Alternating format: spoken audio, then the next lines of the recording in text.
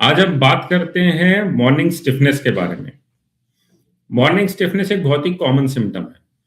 Morning stiffness का अगर simple हम नॉर्मल हिंदी में समझना चाहें तो उसका मतलब है सुबह में शरीर में जकड़ाहट होना।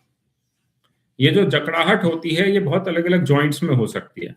किसी को हाथ की उँगलियों में होती है, किसी को कमर के नीचे के भाग में होती है जिसको कि हम लोअर लंबर स्पाइन कहते हैं। किसी को गर्दन में रहती है, किसी को घुटने में रहती है, किसी को पूरी बॉडी में रहती है। तो क्या ये सारी बराबर हैं? अगर हम देखें तो हैं तो सारी जकड़ाहट ही। सुबह उठे बॉडी स्टिफ है, हमको हिलने-डुलने में टाइम लगता है, अच्छा नहीं लगता सुबह उठ के। लेकिन क्या ये सारी बराबर हैं? ये एक मेडिकल क्वेश्चन है। अगर हम मेडिकली देखें तो ये सारी बराबर नहीं होती। अगर हम उँगलियों की स्टिफनेस या जकड़ाहट की बात करें, तो उँगलियों में जो होती है वो ज़्यादा कॉमन होती है रूमेटॉइड अर्थराइटिस में, जिसको कि हम नॉर्मल भाषा में गठिया कहते हैं। रूमेटॉइड अर्थराइटिस एक इन्फ्लेमेटरी डिसऑर्डर है जो नॉर्मली फीमेल्स में ज़्यादा देखने को मिलता है और ये 40 साल के लगभग की उम्र में ज़्यादा इसमें लक्षण पाए जाते हैं। किसी-किसी को यंग एज से भी हो सकता है जब किसी को सीवियर रूमेटॉइड अर्थराइटिस हो। तो अगर सुबह उठ के हाथ की उँगलियों में किसी को जकड़ाहट हो रही है, सुबह उठ के लगता है ये उँगलियाँ सारी हिल नहीं रही हैं, स्टिफ है, 10-15 बार ऐसे-ऐसे करना पड़ता है या गर्म पानी में डालना पड़ता है तब जाके उँगलियाँ खुलती हैं। तो ये पहला सिम्पटम हो सकता है रूमेटॉइड अर्थराइटिस का। इसमें भी अगर किसी को आधे घंटे तक इस तरह की स्टिफनेस रहती है, तो वो सिग्निफिकेंट स्टिफनेस कहलाती है। तो उस सिचुएशन में रूमेटॉइड अर्थराइटिस होने के चांसेस ज़्यादा हैं, खास तौर से अगर आप फीमेल हैं तो। अगर रूमेटॉइड अर्थराइटिस की फैमिली हिस्ट्री है, जैसे अगर कोई लेडी है या कोई आदमी है जिसकी मदर को या फादर को रूमेटॉइड अर्थराइटिस रहा हो या उनकी फैमिली में रूमेटॉइड अर्थराइटिस किसी को हो, जैसे उनके भाई को, और अगर हम फैमिली की बात करते हैं तो उसमें भी ब्लड रिलेटिव का होना ज़रूरी है। ब्लड रिलेटिव को अगर रूमेटॉइड अर्थराइटिस है, तो फैमिली में और लोगों को भी होने के चांसेस बढ़ जाते हैं। तो मॉर्निंग स्टिफनेस अगर है किसी को, खास तौर से फीमेल, 40s के करीब एज है या यंग लेडी है और फैमिली हिस्ट्री भी है, तो रूमेटॉइड अर्थराइटिस का एक ब्लड टेस्ट होता है।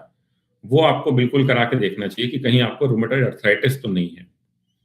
दूसरा, उँगलियों में जकड़न या फिर मॉर्निंग स्टिफनेस बड़ी कॉमन है पोस्ट प्रेगनेंसी पीरियड में भी।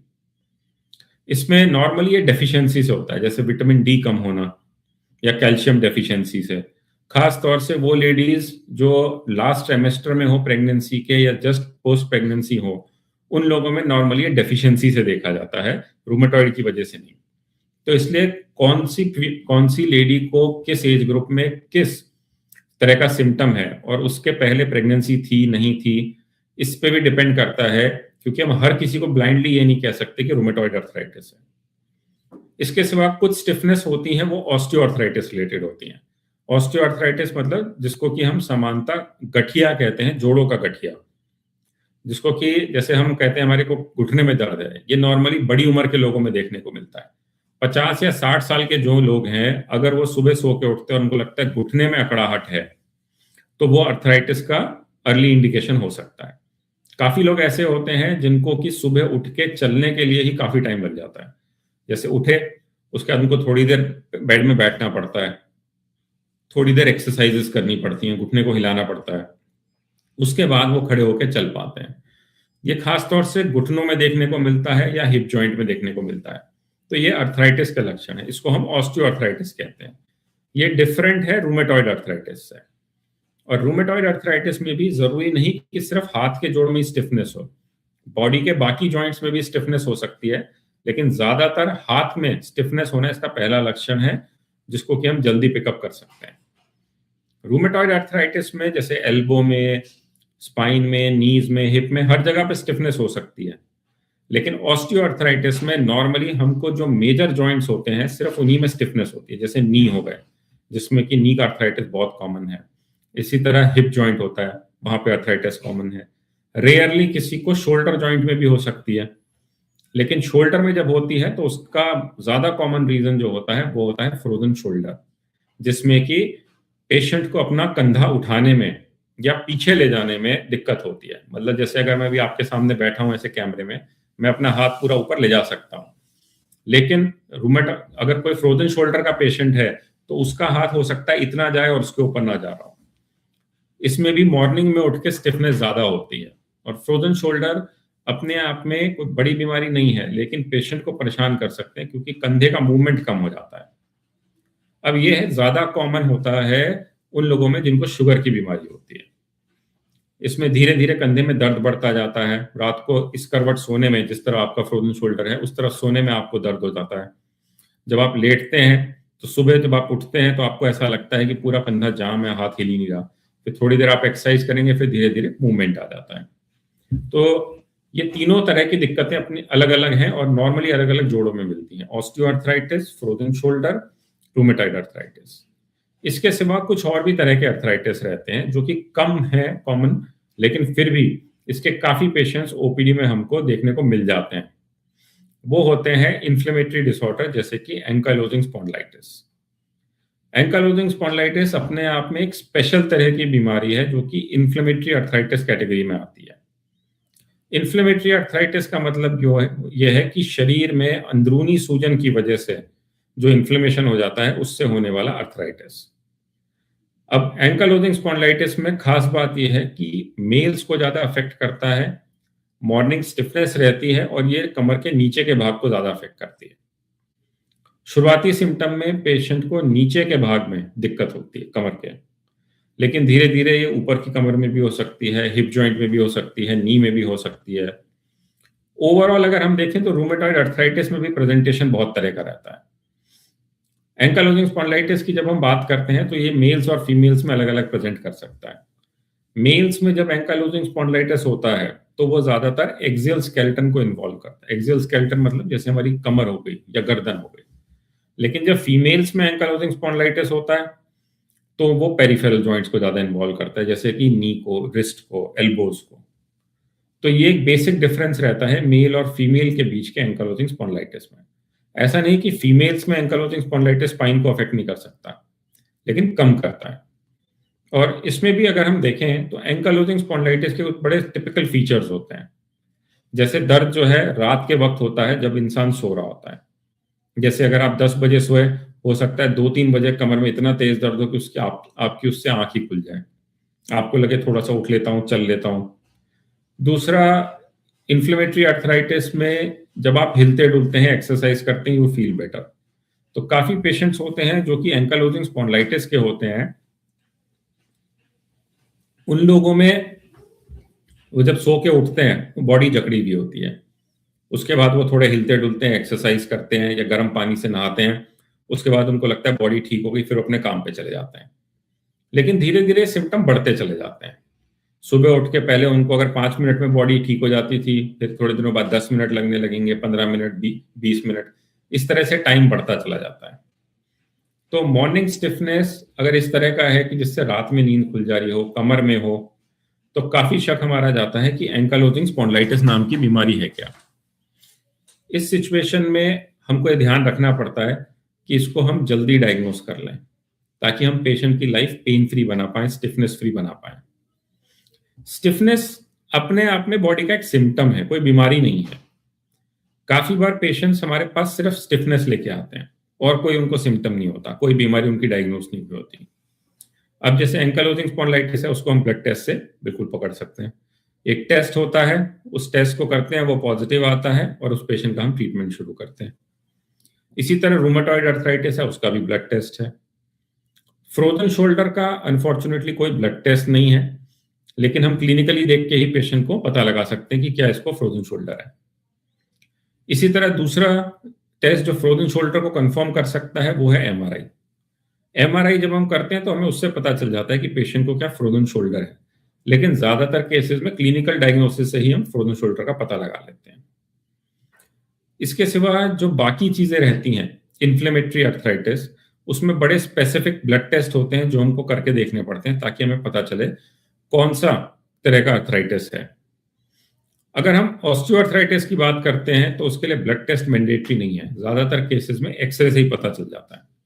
जैसे अगर नी में ऑस्टियोआर्थराइटिस है जिसकी वजह से मॉर्निंग स्टिफनेस हो रही है, सीढ़ी चढ़ने में दर्द हो रहा है, पलोथी लगाने में दर्द हो रहा है, या पेशेंट इंडियन बाथरूम नहीं यूज कर पा रहा, तो हम उनका एक टेस्ट करते हैं जो कि एक सिंपल एक्सरे होता है।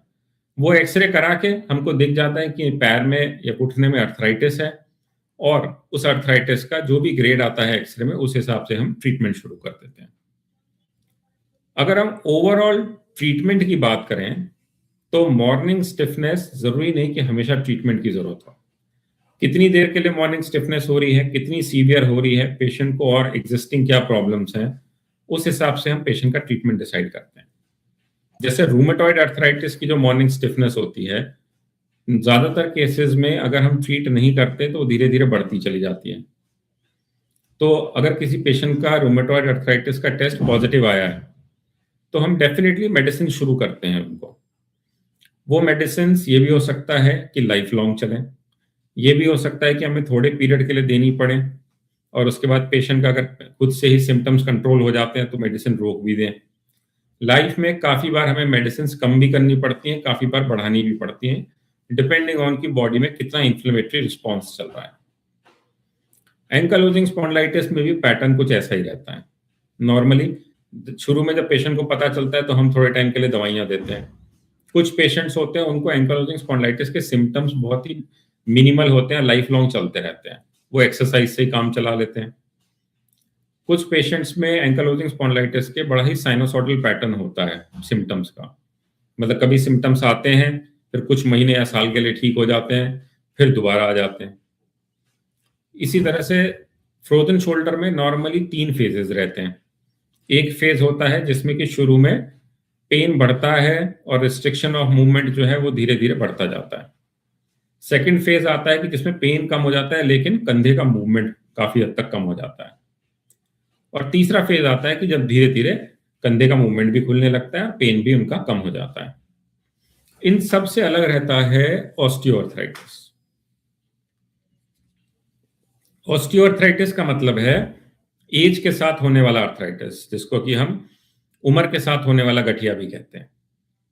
ऑस्टियोआर्थराइटिस में पेशेंट को अगर एक बार ग्रेड 3 या ग्रेड 4 अर्थराइटिस है सपोजिंग घुटने का, उस सिचुएशन में जब हम पेशेंट का ट्रीटमेंट शुरू करते हैं, हो सकता है तब स्टिफनेस पेशेंट की काफ़ी ज़्यादा हो। फिर धीरे-धीरे एक्सरसाइजेस शुरू कराते हैं, सप्लीमेंट्स देते हैं, पेशेंट को वेट लॉस करने को बोलते हैं, तो पेशेंट के सिम्पटम्स कम होते चले जाते हैं। लेकिन अर्थराइटिस अगर बढ़ता जाता है, तो ये भी हो सकता है कि in spite of medicine, in spite of exercises, patient uncomfortable रहे, स्टिफनेस बढ़ी जाए। तो उस सिचुएशन में फिर हमें देखना पड़ता है कि किस तरह का ट्रीटमेंट करना है। कभी-कभी ट्रीटमेंट तो मेडिसिन एक्सरसाइजेस से ही काफ़ी अच्छा हो जाता है, कभी हमको उसमें इंजेक्शंस देने पड़ते हैं, और लास्ट रिसॉर्ट है नी रिप्लेसमेंट या हिप रिप्लेसमेंट अगर ज़रूरी है तो। तो जब हम मॉर्निंग स्टिफनेस की बात करते हैं, तो इस सिम्पटम को इग्नोर नहीं करना चाहिए। आप जितना जल्दी अपने डॉक्टर को दिखाएँगे, जितना जल्दी आप इसका टेस्ट करा के इसको डायग्नोज़ करेंगे, उतना जल्दी आपका ट्रीटमेंट शुरू हो जाएगा और आपके लिए उतना ही बेहतर है ये। काफ़ी सिचुएशंस में हमारे पास पेशेंट्स काफ़ी लेट आते हैं या ट्रीटमेंट प्रॉपर नहीं लिया होता जिन्होंने। उन सिचुएशंस में डिफ़ॉर्मिटी हो जाती है जॉइंट्स में, जैसे कि हाथ या पैरों का टेढ़ा हो जाना। खास तौर से जैसे कि हम रूमेटॉइड अर्थराइटिस की बात करें, तो उसमें घुटने मुड़ जाते हैं या हाथ टेढ़े हो जाते हैं, उँगलियाँ जो होती हैं वो इस तरह से साइड में चली जाती हैं, इस तरह के सिम्पटम्स हो जाते हैं। उस सिचुएशन में जब पेशेंट हमारे पास आते हैं, तो हमें कभी-कभी सर्जरी भी करनी पड़ती है, जैसे नी रिप्लेसमेंट सर्जरी या फिर एल्बो रिप्लेसमेंट सर्जरी। लेकिन रूमेटॉइड अर्थराइटिस में अगर हम मेडिसिन से ही कंट्रोल कर लें और पेशेंट अपनी डाइट और बाकी चीज़ों का ध्यान रखते हैं, उससे हम कोशिश ये करते हैं कि पेशेंट उस स्टेज तक पहुंचे ही नहीं जहां पे कि उसको डिफॉर्मिटी हो। अगर डिफॉर्मिटी हो रही है तो फिर उसका भी इलाज है। इनिशियली तो हम नॉन ऑपरेटिव या कंजर्वेटिव ट्रीटमेंट ही ट्राई करते हैं, बट इफ नथिंग वर्क्स तो लास्ट उसमें ऑप्शन रहता है कि हम उसमें सर्जरी प्लान करें। तो नॉर्मली मॉर्निंग स्टिफनेस अपने आप में सिर्फ सिम्टम है, लेकिन वो एक बीमारी का इंडिकेशन हो सकता है, तो उसको इग्नोर नहीं करना चाहिए। आप अपने डॉक्टर से तुरंत मिलें और जो भी आपके सिम्पटम्स हैं, जो आपकी एज है, आपके जेंडर को भी देखेंगे आपके डॉक्टर्स, आपके बाकी के सिम्पटम्स क्या हैं उनको भी देखेंगे। उस हिसाब से वो आपका एक डायग्नोसिस बनाएँगे, जिसको हो सकता है मेडिकल ट्रीटमेंट की ज़रूरत पड़े, ये भी हो सकता है कुछ महीने मेडिसिन लेनी पड़े, ये भी हो सकता है कुछ साल मेडिसिन्स लेनी पड़े। But if it is required then it should be done. इसको इग्नोर नहीं करना चाहिए, ताकि फ्यूचर में आपको डिफॉर्मिटीज डेवलप ना हो, फ्यूचर में आपको सर्जरी की जरूरत ना पड़े। अब आप लोगों के अगर कोई भी सवाल है तो I will be happy to answer them.